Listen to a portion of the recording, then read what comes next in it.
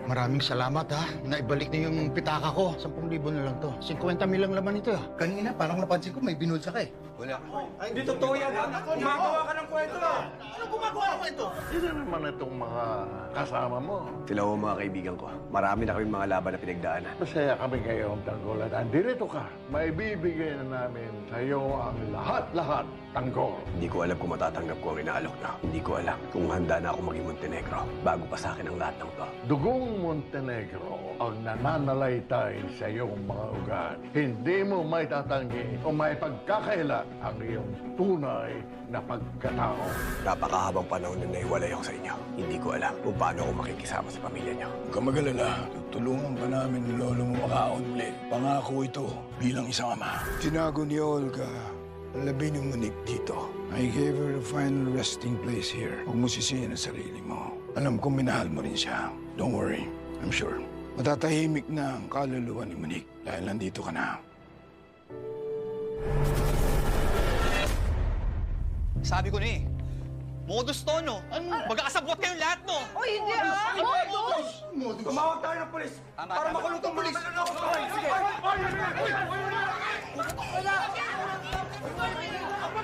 Ba't may baril ka? Bakit may baril? Babu!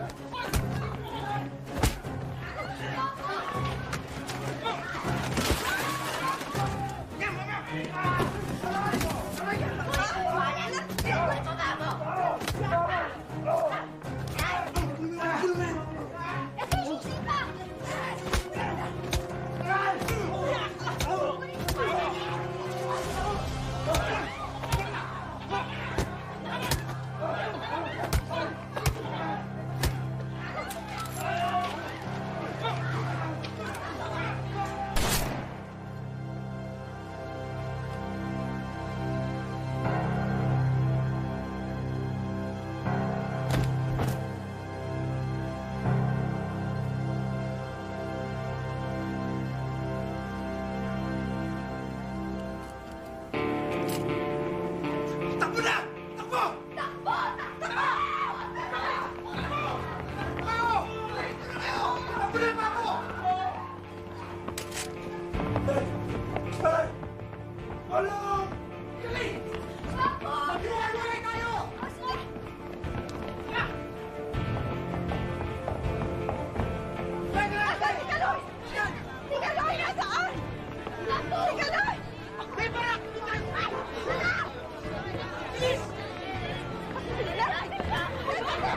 Pulis! Sino tayo kasama namin? Pulis! Sir, tulungan niyo kami, sir. May pumaril sa kasama namin. Tabi dyan! Tabi! Sila! Wala na yung backup! Ito niyo!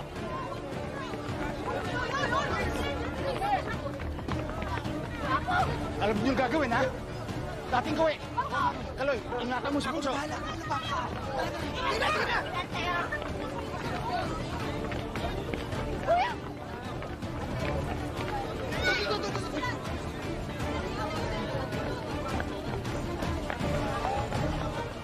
Takbo, nanay!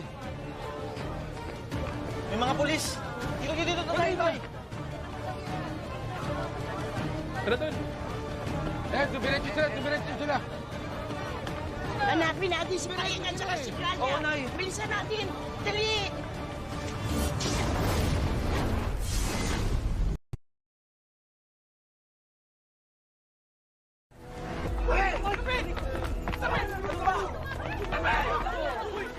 Pare, ano nangyari?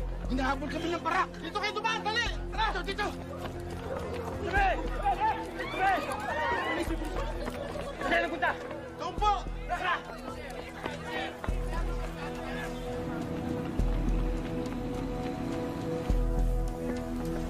Oh, kanya-kanyang diskarte. Pre, pera ako. Babalik ka mamaya, ha?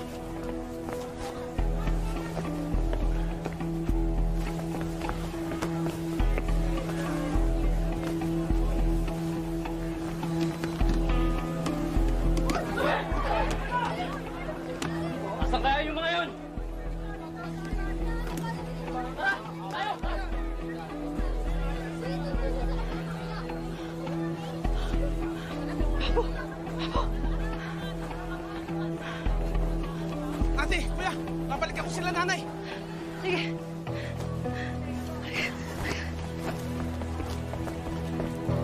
Tara tayo, nay. Nay! Nay! Saan ka ba nang galing, bata ka? Mamaya na! Tara, puntahan na natin sa tagpuan sila Ate Gracia at saka si Kuya Paeng. Baka nandun na sila Fatima at saka si Kaloy. Tara, dali! Dali! Saan tayo, Fatima? Alam mo to? Tara! Hoy! Tingin! Kuya! Fatima, takbo!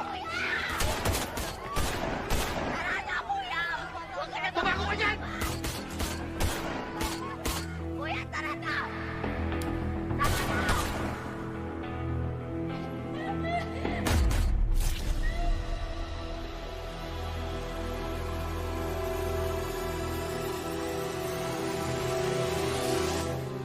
Kuya, kailangan na natin magtago.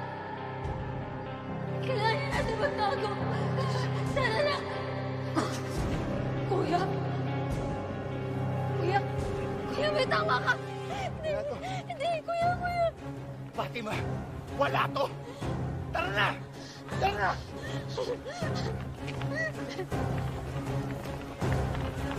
Nay!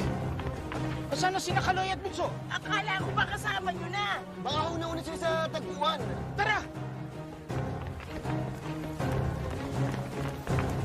Kuya, kayanin mo. Kuya, kayanin mo. Kayanin mo. Kuya. Kayanin mo.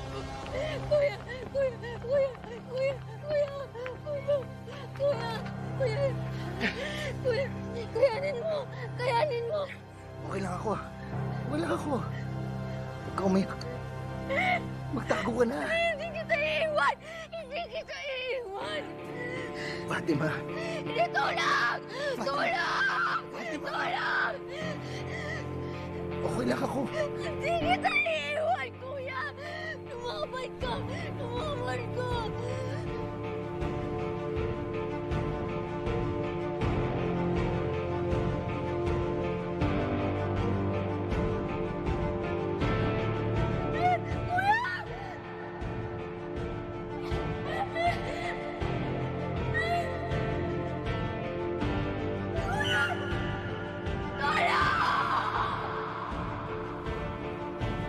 Tulong! Tulong, kuya! Bago! Bago si kuya! Si kuya! Si kuya may tama! Kaloy! Kaloy! Kaloy! Talay! Talay! Wala nangyari! Kaloy! Talay! Yung mga pulis! Talay! Dali, buhatin natin siya! Dali natin sa ospital! Kailangan makahanap tayo ng sasakyan! Tulong! Tulong! Kaloy! Kaloy! Kuya! Kaloy! Kuya! Talay! Huwag ka bibigyan! Huwag ka bibigyan!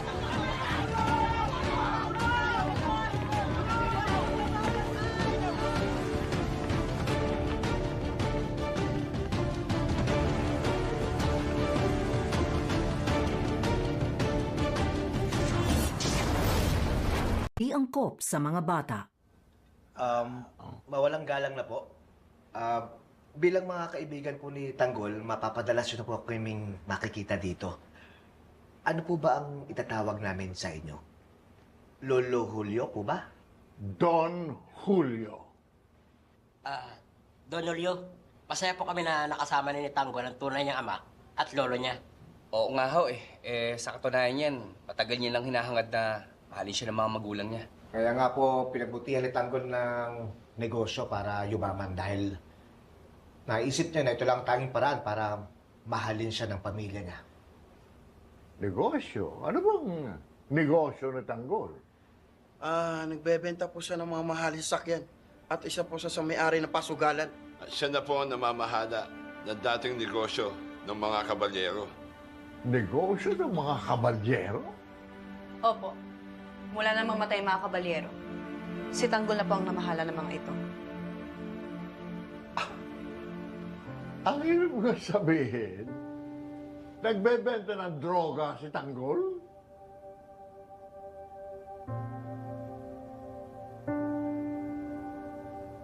Opo. Teka muna. Parang kilala kita. Dati ka bang tauhan ng mga kabalyero?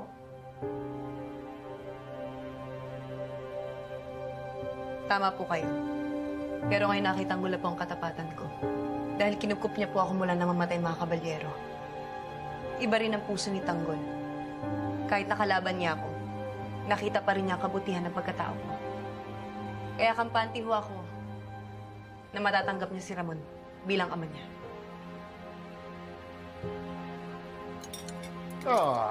Kumusta naman ang apo ko? Mabait ba siyang tao? Opo. Sobrang bait po ni Tanggol. Siya po ang leader ng grupo namin. Nung bata po kami, siya po ang tagapagtanggol sa lugar namin. Ayaw na ayaw po niya ng mga babae binapastos o mga maliit na tao na inaapi. Sikat na sikat po yan sa lugar namin. Ay tarantado. Si Tanggol pa ang tinaguriang hari ng snatcher sa Quiapo.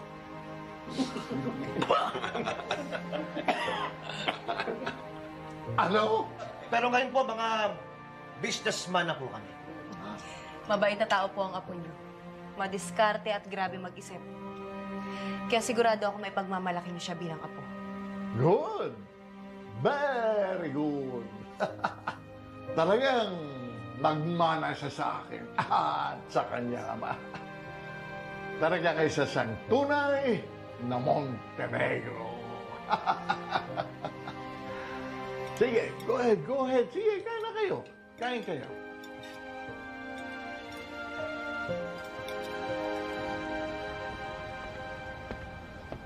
Oh. Ano sabi ng apo? Hindi ba rin niya lubos matanggap na siya siyang Montenegro? Natural lang yan. Bago pa kasakay ang lahat para sa kanya, medyo kinikilatis pa rin niya tayo. Sigurado ako unti-unti niya natatanggap. Kapalaran niyang maging isang Montenegro. Bigyan lang natin siya ng panahon para magdesisyon, Papa. Ako rin, anak. Lalo na sinusundan pala niya ang iyong mga yapa. Ay, hindi niya nalalaman. Nagbebenta rin pala si Tanggol ng mga droga. Kaya nga, dapat natin siyang makasama para lalong lumakas ang ating mga negosyo. Nasa mabuting kamay ang kinabukasan ng pamilya Montenegro. Hindi na dapat natin siyang pakawalan pa, anak. Yes, Papa.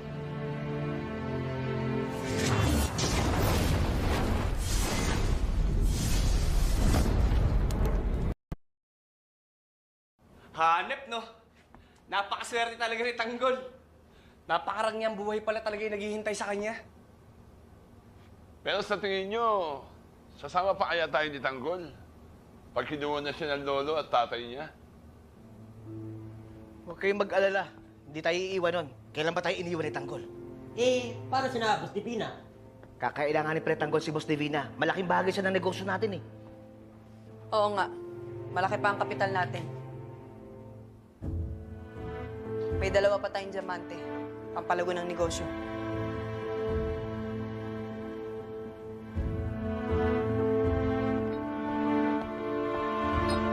Ay. Kumusta kayo dito? Ayos naman? Ayos lang. Ay, pag may kailangan kayo, sabihan nyo lang ako. Total, mga kaibigan kayo ni Tanggol, welcome na welcome kayo dito. Ayos lang po kami. Mawalang galang lang po. Kamag-anak ba yung mga Montenegro? Inaanak ako ni Don Julio. Ako nag-aayos sa mga negosyo ng mga Montenegro. Lalo na malaki ang sakop ng negosyo nila sa Maynila. Yun naman pala, Ting eh. Pwede naman pala natin palaking yung negosyo natin. Gamit yung tulong ng Montenegro. Oo. Yun ay kung tatanggapin ni Tanggol ang pagiging Montenegro.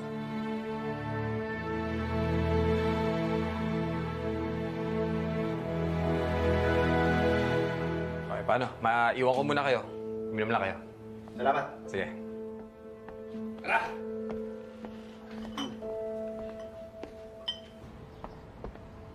Andiyan na si Tanggol. Tanggol! Apo! Halika!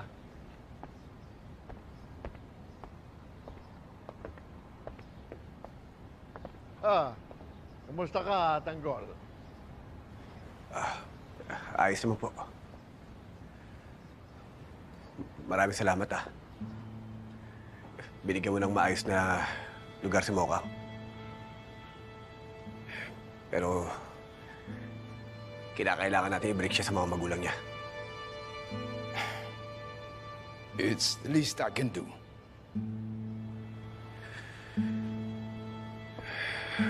Pasensya na po kayo kung ganito po ang inaasal ko ngayon. Hindi po kasi ako sanay sa ganito Tanggol, kahit ngayon ka pa lang namin nakilala, handa ka namin tanggapin at mahalin dahil alam namin na ikaw ang tunay na Montenegro. Huwag mo sanang isipin na pababayaan ka namin. Handa namin ibigay sa'yo, matagal mo nang hinahangad, ang pagmamahal ng isang pamilya. Hindi kami magdadalawang isip para ibuhos sa'yo ang puso at ang oras namin. At isa pa, Tanggol, tandaan mo, inihanda naming lahat ang kahariang ito para sa tagapagmana ng mga Montenegro. At ikaw yun. Sayang naman kung tatalikuran mo lang ang lahat na ito. Sa'yo lang mapupunta ang lahat ng ito. Hindi sa'yo, hindi mo bubuo ang pamilya Montenegro. Ikaw na lang hinihintay namin.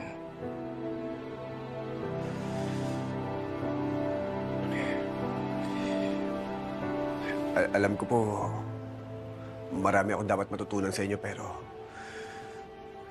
sige po. Tinatanggap ko po na mapabilang sa pamilya Montenegro. Good! Very good na po! Very good! Very good na po! Very good! Hindi ka magsisisi. Magbabago ang landas ng buhay mo bilang isang Montenegro. Maraming salamat po. Ngayong parte ka na ng pamilya Montenegro, dapat dito ka na tumira. Hindi po pwede. Hindi ko maiwan yung mga kaibigan ko saka yung mga negosyo ko po. Kung negosyo ang problema mo, bakit hindi natin pagsanibin ang negosyo mo at negosyo namin? Magsanib tayo para lalong lumakas ang ating pamilya. At balang araw, darating ang araw, at tayo ang maghahari sa buong Pilipinas.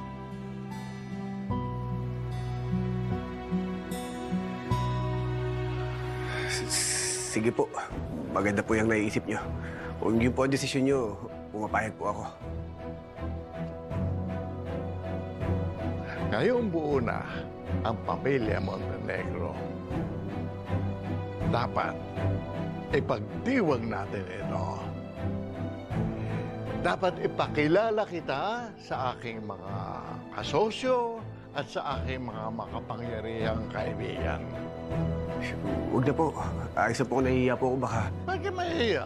Wala kang dapat ikaya, isa kang Montenegro. Ipakikilala ko sa kanila na ikaw ang magtataguyod ng pamilya Montenegro at dapat ipagdiwang natin ang pagkakataong ito. Franco, ihanda mo ang La Portesa. Dapat espesyal ang pagdiriwang natin kay Tanggol. Ipakikilala ko sa lahat ang aking apo, si Jesus Nazareno Montenegro. Salamat sa pagtanggap mo. Salamat, Tanggol. Anak.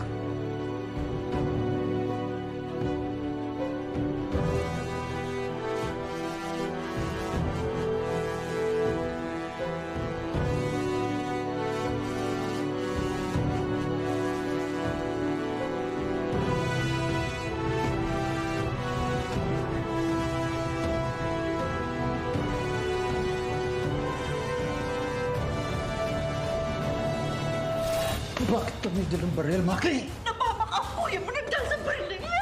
Mr. Benito, tumagos ang bala sa baga ng inyong anak. Kakailanganin ninyo ng malaking halaga para maoperahan ang inyong anak. Gawin niyo po yung lahat para lang mailigtas yung kuya ko, Dok. Had a long day, Jason. Alam mo na kung ano hinahanap ko. Hello, ha? Payag na ako sa alam mo.